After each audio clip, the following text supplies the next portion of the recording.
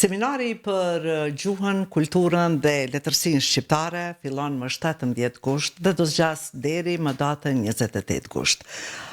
Unë kam të ftuar sot zonjën Lindita Sejdiu, drejtoresh e seminarit ndërkombëtar për gjuhën, letërsinë dhe kulturën shqiptare. Lindita, mirë se erdhe. Mirë se ju gjeta, si zakonisht kënaqësi të jem në emisionin tënd. Jam shumë e nderuar, Lindita, që për të dytën vetë radhazi e drejtoni këtë seminar dhe bëni që të udhtojmë për gjuhën, për letërsinë, bëjmë një udhtim në një farë forme, për gjuhën, letërsinë, kulturën, për diasporën, për studiuesit, për kursistët dhe gjithçka që ka në përmbajtje ky seminar. Çfarë do thotë për ju që të drejtoni një institucion kaq të rëndësishëm që i kushtohet gjuhës, kulturës dhe letërsisë sonë? Me që gjysmën e jetës sime jam marrë me seminarin, ja kam kushtu seminarit, ose kam qenë pjesë e seminarit, për mua do të thotë Lindit. Seminari është një farë mënyrë edhe një pjesë e Linditës. Që nga viti 2002, kur pata fillu në fillim si sekretare, në vërtet zëdhënëse, përkthyese, pastaj sekretare, kështu me radhë, është një ndjenjë jashtëzakonshme, është një ndjenjë veçantë, bile pardje duke shkuar në shtëpi nga fakulteti taksisti i cili punon afër fakultetit më tha, profesoresh, nuk ka punë më të madhe se kjo punë që po e bëni ju. Do me thënë edhe aje kishte kuptu tashmë e sa vjetë, sepse është i shkolluar taksisti, ka një background arsimor, tha nuk ka punë më të rëndësishme, më të madhe për Kosovën se këtë që po e bëni ju. Dhe me të vërtetë është punë shumë e rëndësishme, sepse në për këtë seminar kanë kaluar figura të ndryshme, personalitetet shquara, albanolog që nuk janë marrë vetëm me gjuhësi, me letërsia, po me historinë, antropologjinë, arkeologjinë e Kosovës e të shqiptarëve, por janë marrë edhe me integrimin e Shqipes në bashkësitë tjera shkencore, në forume shkencore, në platforma shkencore, dhe kanë bërë që Shqipja ta ketë një vend të veçantë edhe në studimet e gjithëmbarshme që zhvillohen në institucionet huaja.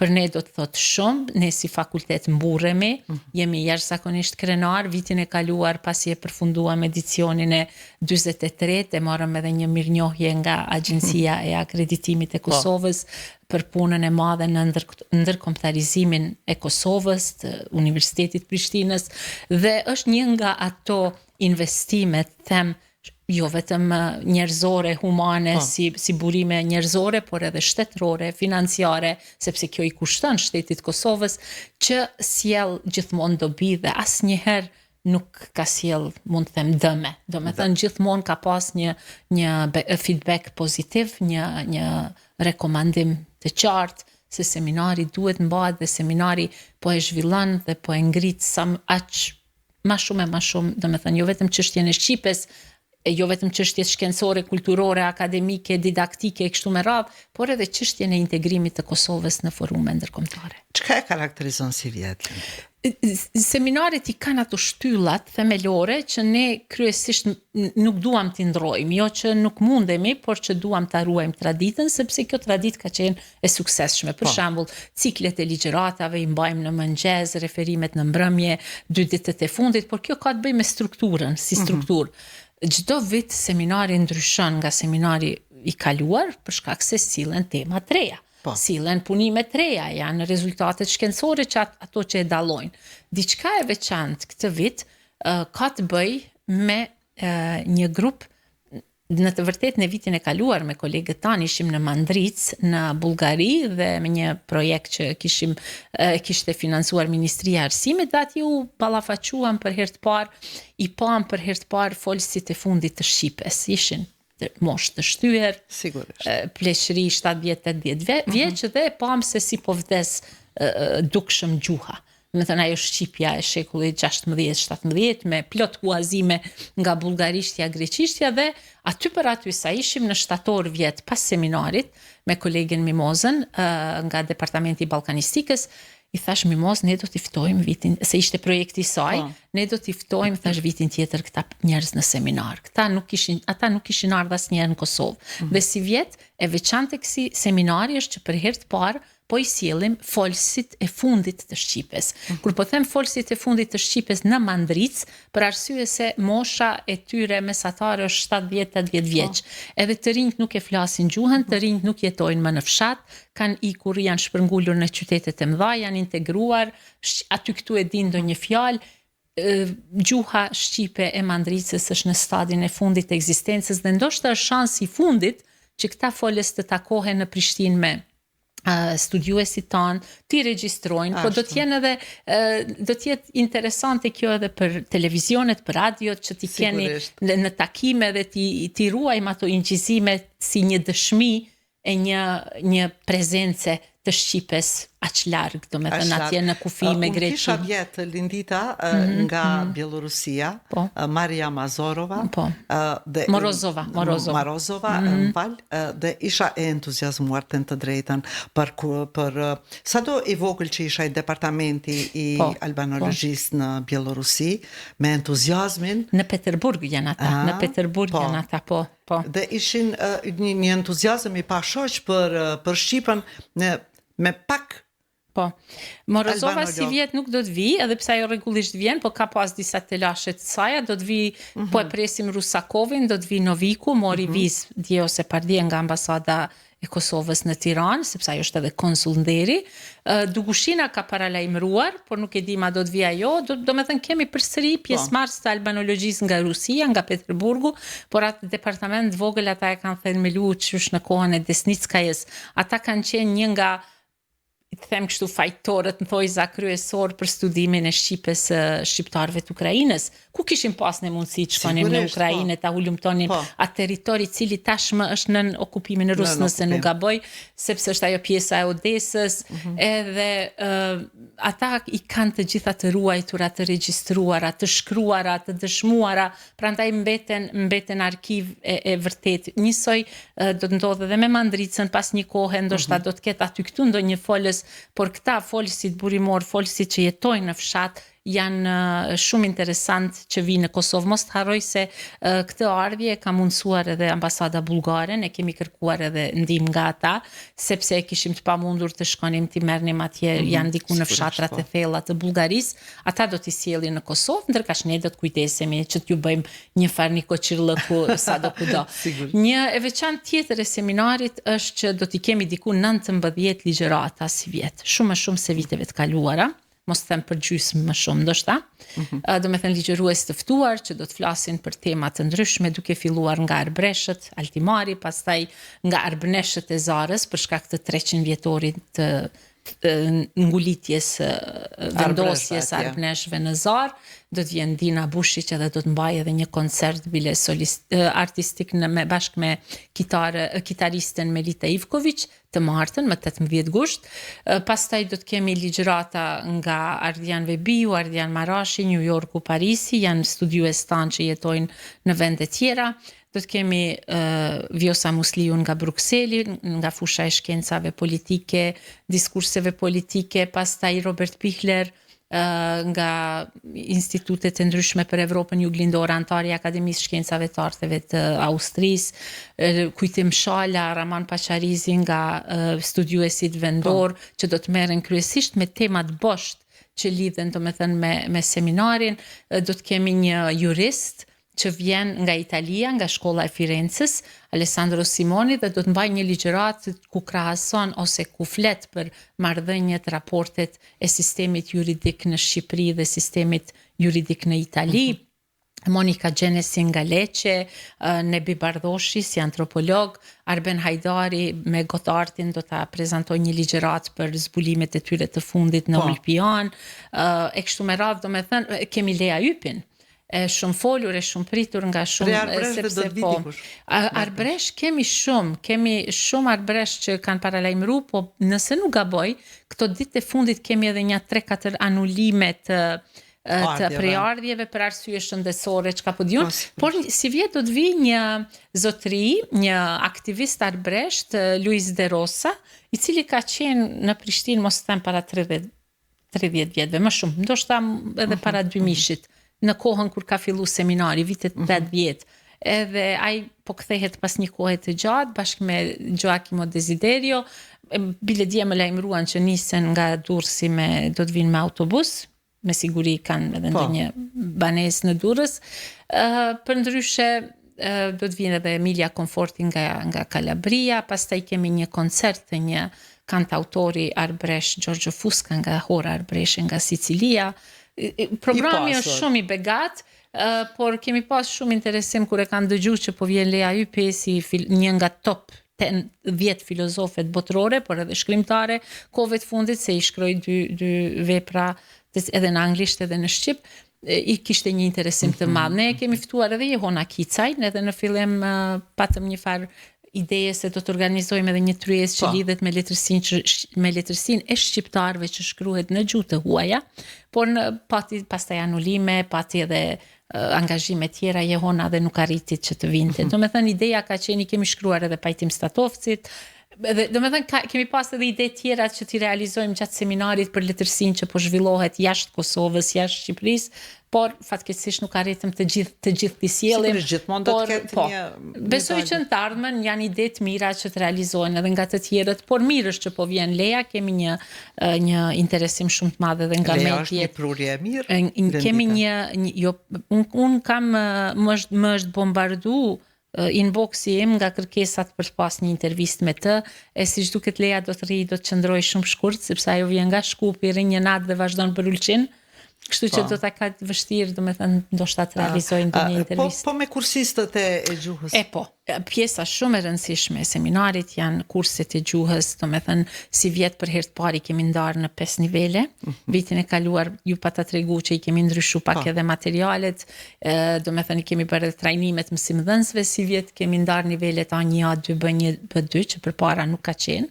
Edhe kemi kursin e 5 të specializuar ku mbahen ligjërata të ndryshme nga profesor të fushave të ndryshme për grupin e studiuesve. Ata nuk janë student të Shqipës, por ata janë studiues, por që mbahen ligjërata të veçanta për ta.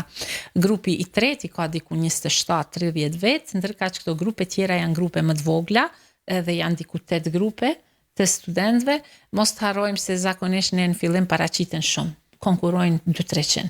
Pastaj gjatë kohës ne kemi aftësi, ne kemi mundësi t'i pranojmë rreth 140-150, kemi kapacitete më shumë, po pastaj edhe disa anulojnë, jo shkaqe shëndetësore, jo shkaqe familjare, jo njani më lajmëroi nga Siria për shkak të luftës nuk po munden, ndoshta rajoni ku jeton ai ka bombardime, çka po diun, dhe në moment fundit nuk vinë të gjithë, por spaku mbi 100 do të jenë, me siguri 120 ndoshta do të arrijnë të vinë në Prishtinë. Lindita, tani je e ftuar në shumë media këtë ditë, do të shohim gjithandej.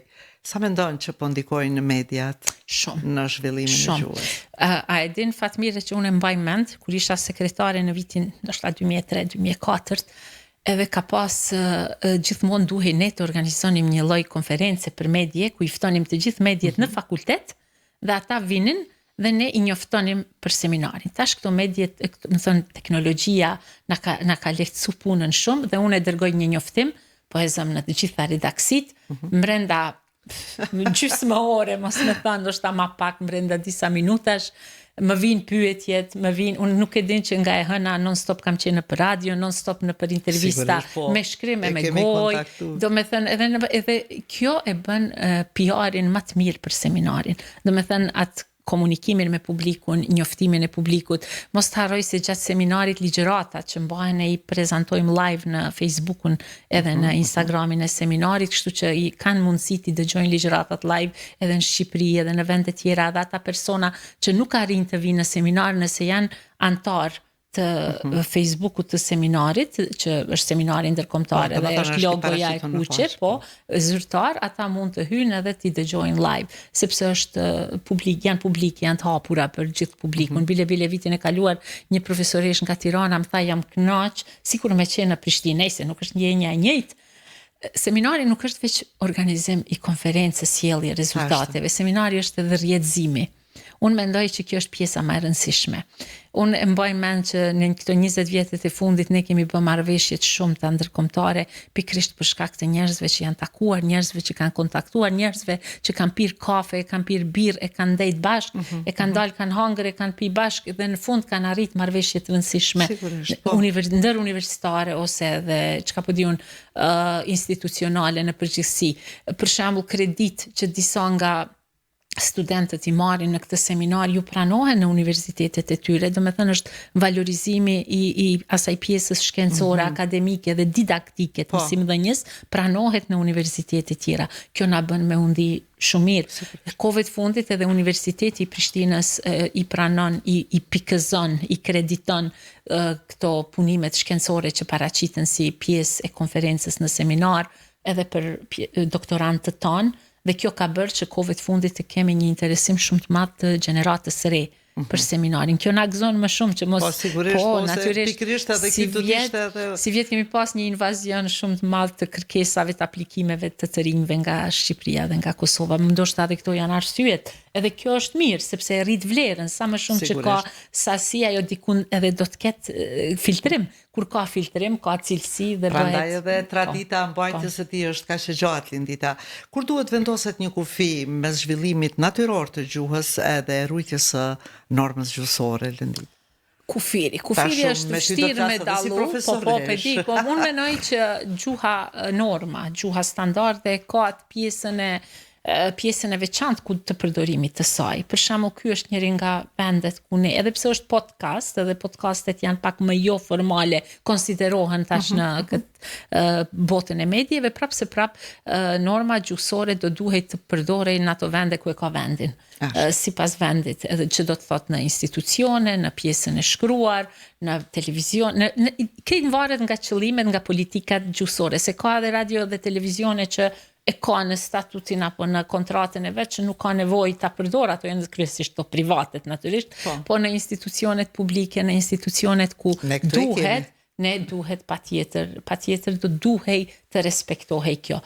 Por në studimet gjuhësore, për ne si gjuhëtar, për ne si studiues, gjuha standarde nuk është aq interesante sepse është shtjelluar studiu.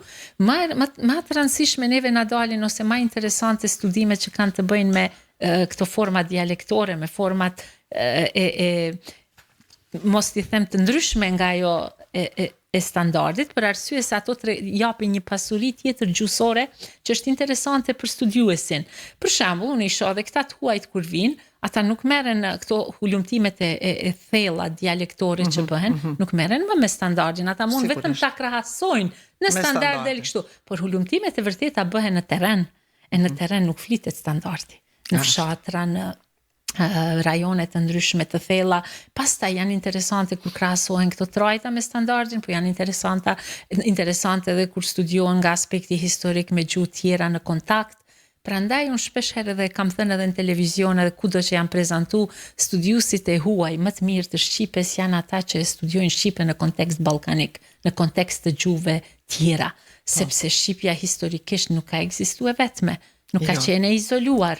Gjuhët si gjuhë nuk jetojnë të izoluar, gjithmonë janë ato kontakte gjuhësore edhe shqyqur që janë nga njëherë për të mirë, nga njëherë për të keq, por me rëndësi është që këto kontakte i zhvillojnë, diku pësojmë më shumë, diku zhvillohemi më shumë, por në fund të fundit kjo ndodh edhe me njerëzit. Edhe njerëzit është një lloj jete, është një lloj zhvillimi, ndonse njerëzit e kanë pak më të kufizuar, gjuha vazhdon transformimin e saj. Edhe kjo është ajo e mira e saj. Po, Lindit, gjithmonë vjen me këtë formulë. Edhe vitin e kaluar këtë ma këtë. Vërtet, kam harru. Po, mbase është më e rëndësishmja. Çfarë po ndodh me autorët e rinj shqiptar? Apo krijohet një brez, ta quaj, i ri letrar me zët vetin? Unë si profesoresh e gjuhësisë, ndoshta nuk mund ta jap përgjigjen shumë të saktë për këtë çështje, por në seminar kam parë që kanë konkuruar me shumë kumtesa studiuesi të rinj, të cilët kanë magjistruar, kanë doktoruar në Universitet Prishtinës dhe Tiranës, por që jo që merren shumë me letërsi, jo që shkruajnë vetë ata, por që mirën me studime kritike, dhe po e vrej që në tematikat e tyre, në kumtesat e tyre, merren me veprat e reja. Do me thënë, nuk merren shumë, dikur ka qenë mod me u marrë me, po e zë, me kadaren, ose me, çka po diun, gjuha e Dritë Roagollit, gjuha e kadares, gjuha e pashkut. Tani studimet pakës kanë ndryshu dhe po merren me autor të rinj, me prurjet e reja që janë në letërsinë shqipe.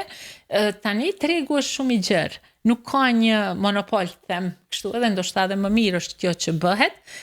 Autorët e rinj kanë mundësi të botojnë, kanë mundësi të dalin pak ma shlirshëm se përpara ka pas edhe komisione, çka po diun këshilla që nuk është leju, po flas për kohën e komunizmit edhe në atë periudhën pas komuniste ku nuk është leju gjithçka, por tash janë këto shoqatat, janë klubet e ndryshme, janë shtëpitë botuese, ato që i mbledhin autorët e rinj dhe u abotojnë librat, veprat, qoftë si poezi, qoftë si prozë.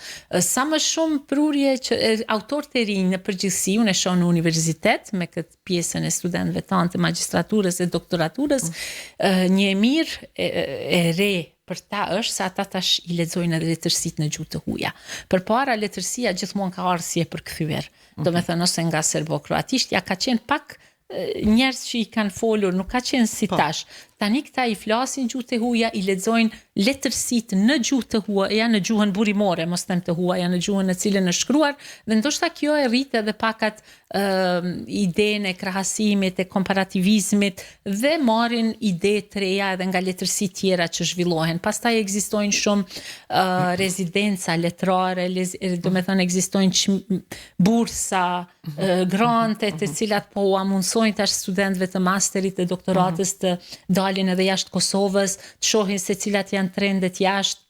Po e zëm unë para një 3-4 viteve, nëse nuk gaboj, kam qenë pjesë e një komisioni të Bashkimit Evropian për këto çmime dhe mbaj mend që ka pas shumë prurje të disa të cilat as nuk i dija unë që shkruajnë në Kosovë për shembull, ndoshta sepse s'kam qenë e njoftuar, nuk jam me fushës së letërsisë, por në përgjithësi nuk isha dëgjuar dhe në fund e pash që ne kemi mjaft autor të rinj të cilët ndoshta ne nuk i njohim mirë, por që duan plasim më të mirë edhe nga vetë shtëpitë botuese. Po fusha e përkthimeve sa ndihmon dhe ku qëndrojmë këtu? Përkthimet janë shumë mirë, po me zhvillimin e inteligjencës artificiale dhe me zhvillimin e mësimit të këtij standardi tjetër, mësimi i gjuhëve të huaja e lën anash pak përkthimin, se njerëzit lexojnë tash direkt në gjuhët burimore. Përkthimi si përkthim ka ndryshuar, nuk është më ai përkthimi më hershëm. Përkthimi tash kryesisht bëhet në formë të redaktimit, domethënë kur po flas për përkthimin jo letrar. Ndërkaq te përkthimi letrar është diçka krejt tjetër. Shqipëria e ka primatin, mendoj unë, më shumë, sepse ata po përkthejnë më shumë, edhe po e shoh kur shkoj në shtëpitë botuese për ta blerë një libër, po e zëm para 2 muajve shkova i mora një 3 vepra të Elif Shafak dhe tu i mbara ato në anglisht, unë i mora në anglisht se doja t'i lexoja në origjinal, edhe po i shikoja, po i krahasoja me pjesën shqip. Edhe tash çdo kush aty ka përkthyer, ndoshta nuk e dija, janë përkthime të mira ajo, ndoshta kanë qenë emra të njohur, të spikatur, por unë prapa novat e origjinali, po dikush që nuk e din gjuhën shkon e merr përkthimin. Dikush nganjëherë ankohet, thotë përkthimi nuk është i mirë, edhe shpesh ndodh kjo kur përkthehet pak më teknikisht, mirë po kur përkthehet shumë, edhe përkthehet teknikisht. Kur përkthehet më pak, përkthehet në mënyrë më cilësore. Prapse po them, pavarësisht a janë të përkthyme, a janë në origjinal, ideja është me lexu. Ideja është me pas librin edhe me komuniku me librin sa më shumë.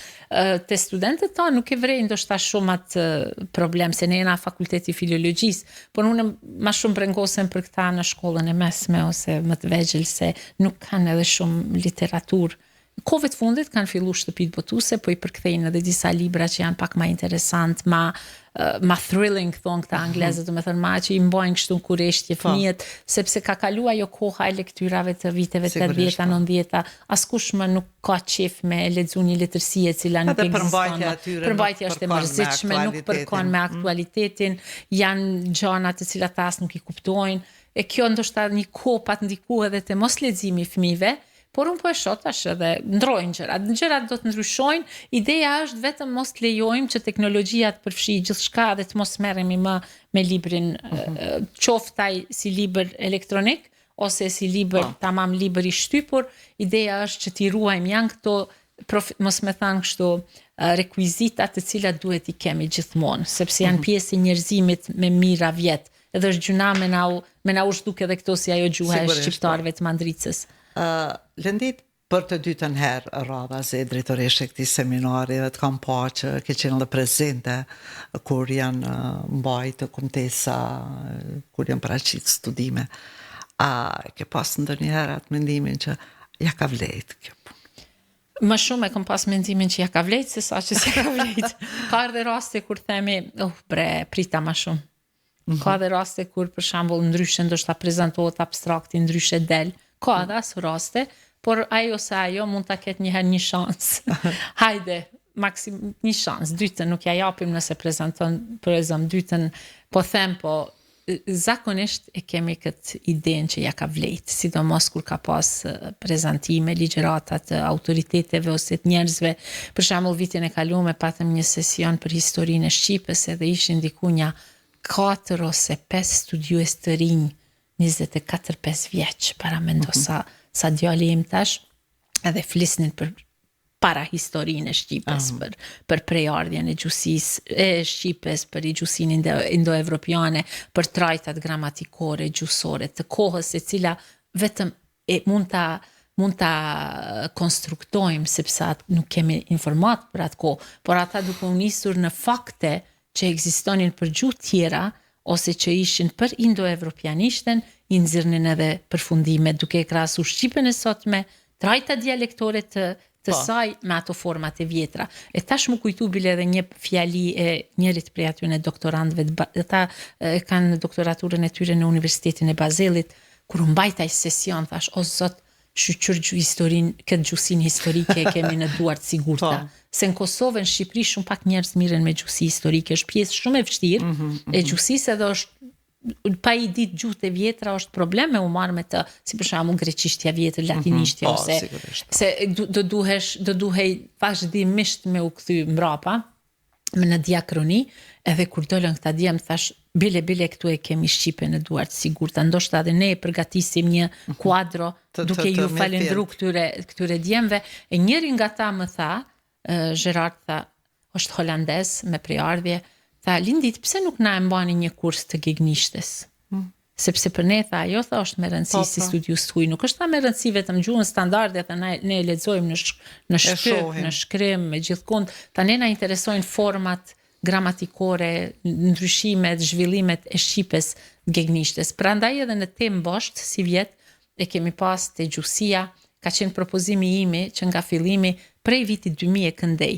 Jo çka është shkru, por çka ka ndryshuar në Shqipen, do me thënë strukturat gramatikore, transformimet, zhvillimi sociokulturor, edhe le të vinë këto punimet e reja që të shohim edhe të bëjmë krahasim me ato ma tradicionale kështu me radhë. Do me thënë ideja ka qenë kjo edhe kemi prurje shumë të mira, bile për gjuhësi, kam qenë atë grupin ku i kemi analizuar abstraktet kur kanë apliku, edhe mund të them se çdo abstrakt ose çdo hulumtim që vjen është hulumtim shumë i veçantë pjesa e sesionit të gjuhësisë.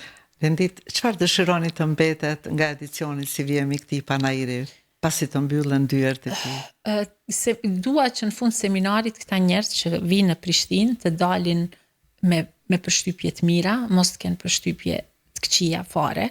Ne e dim që akomodimi është në qendrën e studentëve me ato kushte që i kemi, por ata e din që edhe nuk është lehtë me mbajt një darsëm 2 javë ditë. Njeri një javë mban një festival 2 javë apo një dasëm, se kjo është një lloj dasmeje shkencore, ashtu metaforikisht po e them, edhe nuk është lehtë, edhe gjithmonë ka me pas mysafir të kënaqur e jo të kënaqur, por ideja është që në fund ata dalin me përshtypje të mira, ata të kënaqen edhe ose ta duan Shqipen, të mësojnë diçka më shumë nga Shqipja, të diskutojnë, të argumentojnë. Unë ende i kam parasysh ato debatet e mëdha të zjarrta kur zhvilloheshin po e zëm ndërmjet akademikëve të Kosovës e Shqipërisë po e zëm vitin 2008-9-10 për standardin ose për gramatikat e Shqipës. Vazhdojnë, por tash më pak po ballafaqohen. Ndoshta pse edhe gjeneratat e reja janë afru më shumë, nuk janë si përpara ashtu 2 tablo, 2 mure. Po në anën tjetër, ideja është që në fund ata ta kenë edhe dëshirën që të kthehen në Kosovë përsëri, edhe Shqipen ta bëjnë pjesë të punës së tyre, pjesë të pandashme të punës së tyre. Ndoshta unë e mbaj mend një nga profesoreshat më të mira që i kemi të gjuhësisë, Savicka, është slaviste, me Shqipen ka filluar me u marrë rastisht. Ajo është foneticiente e shkëlqyshme, bile ka një libër që kam potu këtu në shak për rokjen në gjuhën shqipe, për theksin, në gjuhën shqipe, dhe është një nga studimet fenomenale me metoda shumë eksperimentale bashkëkohore që e ka bë për Shqipen para disa vjetësh, pak para Covidit nëse s'gaboj. Edhe ajo thoshte, unë ka marrë në Beograd, tu marrë me slavishten, edhe rastësisht më ka thënë dikush që organizohet një seminar në Prishtinë, vitet 70-80, i kom hyp trenit, jom dalë në fushë Kosovë, kom marrë, jom dashuru me shqiptarët, jom dashuru me me arbresht e Italisë, me ata është taku, ju kanë pëlqy si njerëz, ka pas me siguri në pjesëmarrës në seminar, jom dashuru me vendin, me gjuhën, me njerëzit, e kom pa që Shqipja qenë ka e veçantë në familjen e gjuhëve indo, e kom ditë diçka, po kur e kom dëgju, ka ardhur ndryshe. Edhe këto janë ato të cilat e bëjnë seminarin të veçantë, do me thënë i ofrojnë njerëzit. Edhe Savicka vazhdon tani në Torunj, ne kemi marrëveshje Erasmus me Torunjin, ku ajo ka punu dikur, ajo tash është në pension, por ish studenti saj, Artur Karasinski, vjen si vjet me ligjërat, vjen lektoria e Torunjit, vjen studentët e Torunjit, dhe do me thënë kemi një raport shumë të mirë. Një person vjen dhe pastaj vazhdon tradita dhe vite me radhë. Kjo është esenca e seminarit thjesht. Do me thënë 17-28 gusht. Po, ju mirëpresim të gjithëve, jeni të mirë se ardhur, me 28 është mbyllja e punimeve, shpresoj që nuk e kemi edhe shumë nxehtë, pas që netët në Prishtinë do të jenë të freskëta, nuk do të jenë shumë e vapë. Edhe kjo ju pëlqen seminaristëve, se thot ditën keni vapë, por natën s'paku e keni freskët. Do të kemi edhe shumë aktivitete kulturore, vizita në për disa muzeume, për të njohur pak edhe historinë e fundit të Kosovës pak më shumë. Të shtunën jemi edhe në Prizren, në Universitetin e Prizrenit kemi një Niko Qirlëk që na kanë ftuar atje dhe të njihemi me Fakultetin e Filologjisë atje. Pastaj një 4 koncerte i organizojmë këtu për ta, një koncert Arbnesh, një koncert Arbëresh, se Arbnesh duhet t'ua shpjegojmë njerëzve, shpesh nuk e bëjnë dallimin, ata quhen Arbnesh Tezarës sepse kanë shkuar nga pjesa veriore. Ndërka që këta që kanë shkuar nga jugu i Shqipërisë, në Itali arbrishtës, pra kemi 2 koncerte të diasporës sonë historike, por kemi edhe një koncert të muzikës qytetare shqiptare që do të organizohet nën patronatin e komunës Prishtinës, pastaj Filharmonia e Kosovës na ka ftuar kështu të gjithë seminaristëve në një koncert live që do të organizohet në Shesh, gjatë kësaj periudheje, do të jemi mysafir të një festivali për të rinjt e kështu me radhë. Do me thënë jemi mundu që edhe pjesën aspektin kulturor tua plotsojmë, ta përfshijmë. Tash e kemi edhe galerinë, besoj që edhe në galeri do t'i dërgojmë e kështu me radhë. Rendit, faleminderit shumë. Faleminderit shumë edhe juve për interesimin dhe për ciljen që ja bëni seminarit. Punë të mbarë, sukses e të reja. Faleminderit.